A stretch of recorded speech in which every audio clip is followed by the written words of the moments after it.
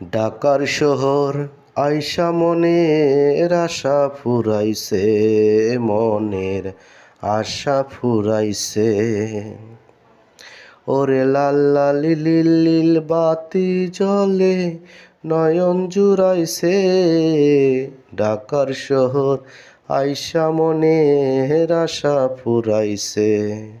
আসসালামু আলাইকুম বন্ধুরা, আশা করি সবাই ভালো আছেন। আপনারা দেখতে পাচ্ছেন ঘরের ভিতর থেকে বের হলেই রাস্তায় দেখতে পাচ্ছেন ঢাকা শহরে প্রচুর পরিমাণে ট্রাফিক যানজট শুধু একের পর এক লেগে থাকে।